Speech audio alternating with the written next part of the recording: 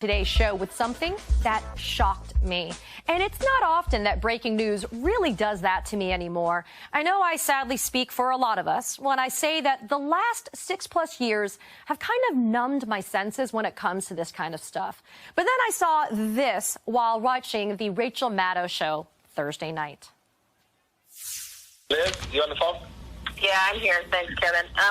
I guess first a question. When we were talking about the 25th Amendment resolution, and you asked if what happens if it gets there after he's gone. Is there any chance? Are you hearing that he might resign? Is there any reason to think that might happen? I've had some few discussions. My gut tells me no. I'm seriously thinking of having that conversation with him tonight. I haven't talked to him in a couple days. From what I know of him, I mean, you guys all know him too. Do you think he'd ever back away? But what I think I'm going to do is I'm going to call him. This is what I think. No, it'll pass the House. I think there's a chance it'll pass the Senate even when he's gone. And I think there's a lot of different ramifications for that. Now, I haven't had a discussion with the Dems that if he did resign, would it not happen? Now, this is one personal fear I have. I do not want to get into any conversations about Pence party, anything like that. I mean, the only discussion I would have with him is that I think this will pass, and it would be my recommendation we should resign. I mean, that would be my take, but I don't think he would take it, but I don't know. On that phone call, you hear wannabe Speaker of the House and current Minority Leader Kevin McCarthy talking to Congresswoman Liz Cheney after the violent attack on the United States Capitol on January 6th. As a former prosecutor and trial lawyer, it is something that immediately caught my attention because it's an example of the kind of evidence that I always wanted. The kind of evidence that impeaches the credibility of that witness by catching them in a direct lie. This is about as black and white as it gets. McCarthy's own words caught on audio contradicting his denial that he would advise Trump to resign.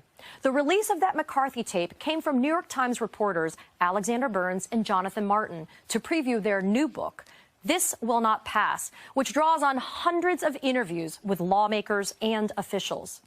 Before the release of the tape, the New York Times published reporting from the book, noting that McCarthy and Senator Minority Leader Mitch McConnell privately blasted Trump after the attack on the Capitol, but that their fury faded fast. When NBC News reached out to McCarthy, he denied the account, and when asked if he said he pushed President Trump to resign, McCarthy's spokesman replied, quote, "Nope, he did not." But then we heard that tape, showing Kevin McCarthy talking to Liz Cheney about the same thing he censured her for saying that publicly. I mean, this is about as open and shut of a case as you can get. McCarthy's office was caught lying to the press, more importantly, caught lying to the American people.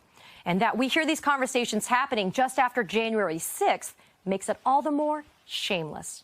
That the very man hoping Trump would get removed from office was also the very first to show up to Mar-a-Lago for this photo op. It also makes you wonder what else Kevin McCarthy was willing to do to compromise in order to stay in power. Joining me now is Matthew Dowd. He was a top advisor to former President George W. Bush. He's the founder of Country Over Party, and he's also an MSNBC political analyst. Matthew, thank you so much for being here. Let's look moving forward, right? McCarthy's credibility, it's shot, in my opinion. How does he have any chance to become Speaker if Republicans take the House in the midterms, or does he not? Well, it's surprising that he was caught, and these words to me was surprising he was caught. It's not surprising to me about Kevin McCarthy. He's done this. We just haven't had a clear example. He's done this for years, where he says one thing and does another in the course of that. Integrity is not something that's ever been a pillar of Kevin McCarthy or most of the GOP these days. I think the question, Katie, becomes is will they be held accountable? Because so far, they have not been held accountable for all of these lies and all of these things that they've done. They have not yet, as of yet, been fundamentally held accountable, people in leadership held accountable. I think Kevin McCarthy's biggest problem is not among the majority of the American public who despises this type of behavior that he exhibits, but among the Republican caucus, because I think what they think, the majority of the caucus, wants people that will loyally back Donald Trump privately and publicly. And so I think that's where his difficulty is. I think it's going to be almost impossible for him if the Republicans take the House back, which is, I still think, questionable at this point. I know there's a lot of people say the Republicans are going to do it. I think there's a lot of time, and two, I don't think the polls show as of yet to me that the Democrats are going to lose the House. As of right now, it'll be close. But I don't think he's going to get the support of his own caucus because they're so embedded with Donald Trump and so embedded with the base of the Republican Party, who would just as soon believe any lies that are told. I don't think he can get the votes he needs to become Speaker. I think they'll go to somebody more they think is much more of a complete, utter loyalist to Donald Trump. Yeah, but Matt, to use your own words, accountability, what does accountability for somebody like Kevin McCarthy look like, in your opinion?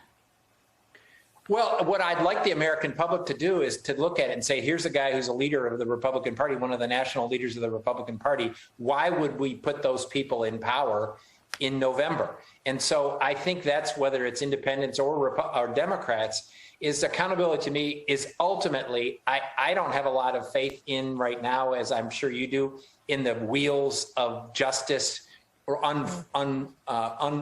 unfolding in a manner that holds them accountable in some courtroom or someplace else that sort of the legal system can do. I think it's up to us as voters. And so the only way we can hold Kevin McCarthy accountable is, one, doing what you're doing and what Rachel did, and what I think more people will do is highlight the lack of integrity on his part and the Republicans' part in this. But it is convincing the American public is, do you want these people to hold all the levers of power in November? Well, Matt, we just had some new reporting that just came out. I'm going to play more audio of McCarthy, this time on a House Republican conference call, and this took place 5 days after the attack on the Capitol. Listen to this. But let me be very clear to all of you, and I've been very clear to the president. He bears responsibilities for his words and actions. No ifs, ands, or buts. I asked him personally today, does he hold responsibility for what happened? Does he feel bad about what happened? He told me he does have some responsibility for what happened. And he needs to acknowledge that. Matt, this is pretty new, right? I mean, what's your reaction to McCarthy saying that Trump told him that Trump does acknowledge that he bears responsibility for what happened on January 6th?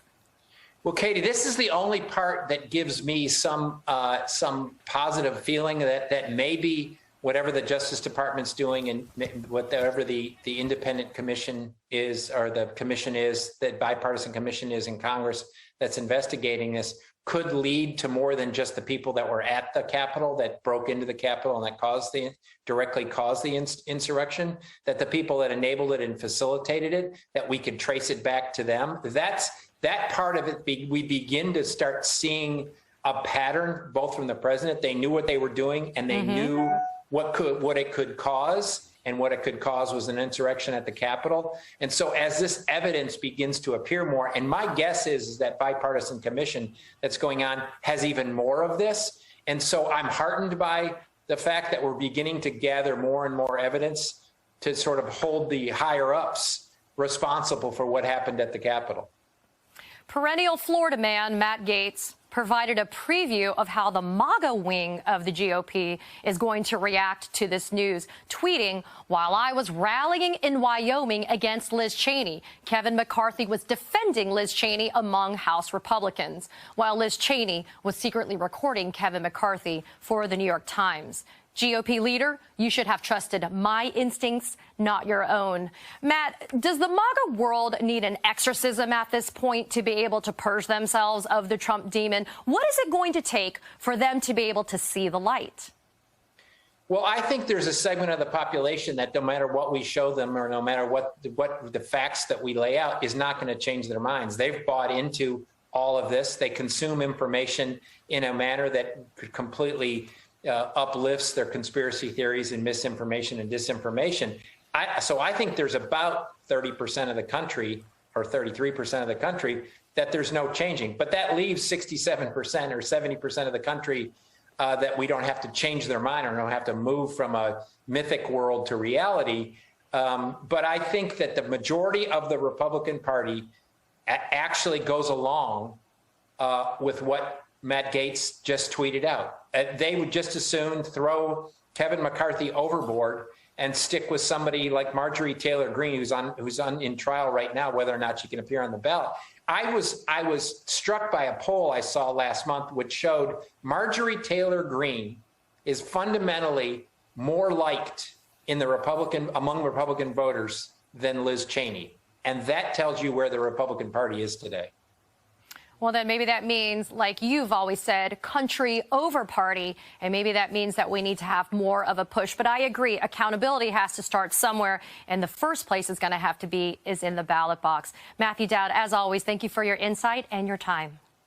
Great to be here, Katie, and congrats on your show.